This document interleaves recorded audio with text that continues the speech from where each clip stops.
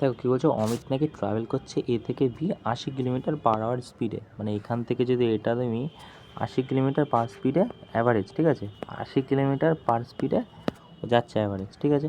তো সে নাকি 75%, মানে আমি যদি এইখান থেকে এটাকে ধরি 75%, তা কী বলছে 75% সে যাচ্ছে 2/3 টাইম, এবং বাকিটা যাচ্ছে x কিলোমিটার/স্পিডে। তাহলে এক্সের মান কত হবে?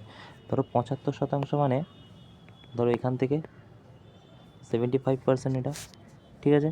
তো 75 যদি এটা আর এটা হচ্ছে 25, তাহলে 100% হয়ে যাবে। সো বলছি 2/3 টাইম, এটা যাচ্ছে 2/3 টাইমে, ঠিক আছে। মানে টোটাল 3 ঘন্টা লাগলে 2তে যাচ্ছে, ঠিক আছে। সো পুরোটা যাচ্ছে হচ্ছে। আচ্ছা, এবারে আমাকে একটা কথা বলো যে অ্যাভারেজ মানে কি আমরা জানি?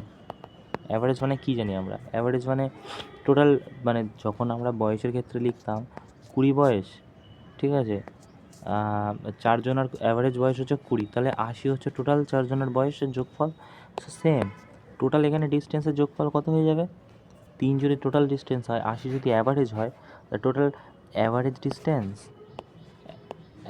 ডিস্টেন্স ইন্টু তোমার হচ্ছে টোটাল টাইম হয়ে যাবে টোটাল ডিস্টেন্স, ঠিক আছে। টোটাল ডিস্টেন্স হয়ে যাবে। সো এখানে কত হয়ে গেছে? তাহলে টোটাল টাইম কত? 3 ইউনিট না?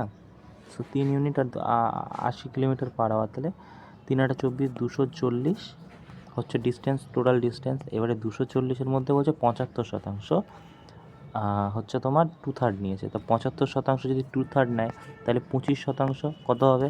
তো 240-এর 25% আমি যদি বের করি, 4 4 6 24 60, ঠিক আছে। 60 টাইম নিচ্ছে, তা 60 টাইম, তাই তো 25%, 100-এর ভ্যালু 24, 1 সেকেন্ড, ঠিক আছে তো? হ্যাঁ, ঠিক আছে। এবারে দেখো 60, তাহলে আমাদের টোটাল ডিস্টেন্স 60 বের করতে হবে। আচ্ছা, 2/3 চলে গেছে, তাহলে কত বাকি থাকছে? 2/3 যদি চলে যায়, তাহলে 1 বাকি থাকছে, ঠিক আছে, 1 বাকি থাকছে। সো আমাদের তাহলে উত্তর কত হয়ে যাবে?